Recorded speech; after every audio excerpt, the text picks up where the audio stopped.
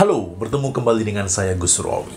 Dalam kesempatan ini, saya secara khusus akan membahas tentang bagaimana melakukan penggalangan dana. Seringkali kita sebagai alumni dihubungi oleh pihak alma mater kita untuk biasanya dimintai sumbangan dana, pembangunan untuk sarana dan prasarana pendidikan, ataupun mengembangkan infrastruktur yang ada di alma mater kita.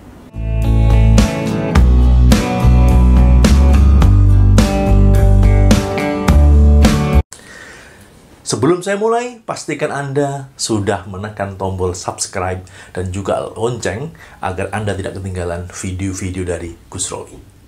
Baik, hal pertama yang harus Anda lakukan ketika Anda melakukan penggalangan dana adalah memiliki tujuan yang jelas dan juga memiliki tim yang dibentuk. Tujuan sangat penting karena Anda akan tahu target Anda untuk melakukan penggalangan dana tersebut. Berapa dana yang harus Anda kumpulkan, siapa yang menjadi target, dan sebagainya. Demikian juga dengan tim yang Anda bentuk akan sangat bermanfaat untuk menjadi tempat mendiskusikan tentang strategi penggalangan dana, memetakan siapa yang menjadi target, dan juga melakukan update-update tentang perkembangan penggalangan dana yang dilakukan. Selain itu tentu saja tim juga akan sangat penting peranannya dalam mensosialisasikan, menginformasikan kepada para alumni tentang kebutuhan-kebutuhan yang menjadi harapan dari pihak sekolah atau pihak alma mater kita terkait donasi ataupun dana yang diharapkan dari para alumni. Yang kedua adalah bangun dan perkuat kepedulian. Bahwa orang mau berdonasi, orang mau menyumbangkan dana untuk alma maternya, itu tidak hanya sekedar kita minta dana ke mereka dan mereka akan menyumbang dengan mudah. Maka kita penting membangun kepedulian ini bagi para alumni yang menjadi target kita. Misalnya dengan cara melalui WhatsApp group kita share informasi, hal-hal yang bisa menyemangati mereka, hal-hal yang bisa membuat mereka menjadi lebih yakin, menjadi lebih peduli dengan alma mater, sehingga ketika mereka nanti menyumbang benar-benar merasa itu hal yang bagus dan penting untuk dilakukan. Bisa jadi hal ini yang sering terlewatkan, namun sebenarnya perannya sangat penting sekali. Orang tidak mungkin berdonasi kalau nggak peduli. Padahal untuk peduli, orang butuh diyakinkan. Orang butuh diberi argumentasi yang kuat. Mengapa saya harus menyumbang? Mengapa saya harus berdonasi? Meskipun mereka alumni, kadang-kadang mereka butuh diyakinkan. Jadi penting untuk meluangkan waktu Anda sebagai pencari dana untuk berbagi informasi, berbagi narasi-narasi yang menyemangati, yang membuat orang kemudian lebih peduli lagi dengan alma mater Anda. Mungkin dengan cara misalkan berbagi foto-foto kenangan masa lalu di sekolah, ataupun mengenai keadaan masa lalu dan sekarang di sekolah, sehingga orang menjadi update, menjadi lebih memahami apa yang dibutuhkan oleh alma mater Anda. Yang ketiga adalah pilihlah orang yang tepat agar hasilnya lebih baik. Maksudnya apa? Terkadang orang itu tidak butuh alasan untuk menyumbang ketika orang yang datang ke orang itu adalah orang yang dia percaya. Bahkan mungkin dia nggak peduli apakah sumbangannya itu nanti kemudian bermanfaat atau nggak mungkin. Ketika orang yang datang menghubungi adalah orang yang dia percaya.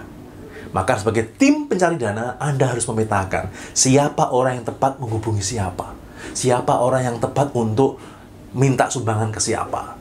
Dan ini perlu dipetakan agar kita mengirim orang yang pas ketika meminta dana. Misalnya, pada waktu sekolah dulu dia sangat akrab, dia duduk sebangku sekolah, dia sangat kemana-mana berdua, kemana-mana selalu bersama. Maka mungkin orang inilah orang yang tepat untuk menghubungi si A agar mau berdonasi. Beda ceritanya kalau waktu dulu, waktu di sekolah, di kampus, nggak pernah kenal, terus sekarang tiba-tiba menghubungi, minta sumbangan, minta bantuan dana. Tentu akan tidak mudah meyakinkan. Dulu nggak kenal, sekarang kok tiba-tiba minta dana. Pastikan orang yang menghubungi target yang Anda harapkan berdonasi adalah orang yang dikenal, orang yang tepat, dan juga orang yang lebih mudah berinteraksi dan bergaul. Yang keempat, coba saja sabar dan telaten. Jangan pernah berhenti hanya di asumsi yang ada dalam pikiran Anda, hanya berhenti dalam dugaan-dugaan dalam pikiran Anda. Anda harus benar-benar mencoba sehingga Anda tahu apa yang sebenarnya terjadi. Misalnya seperti ini. kita menganggap si A, si B ini orang yang nggak mampu, maka kita tidak perlu datang ke dia untuk minta bantuan dana. Belum tentu.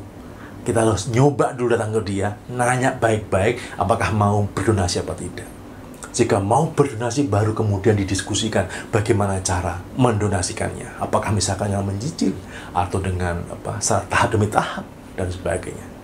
Kemudian setelah juga Anda mencoba, maka Anda harus sabar dan telaten. Mengapa sabar dan telaten? Karena kunci dalam pencarian dana, penggalangan dana adalah harus sabar.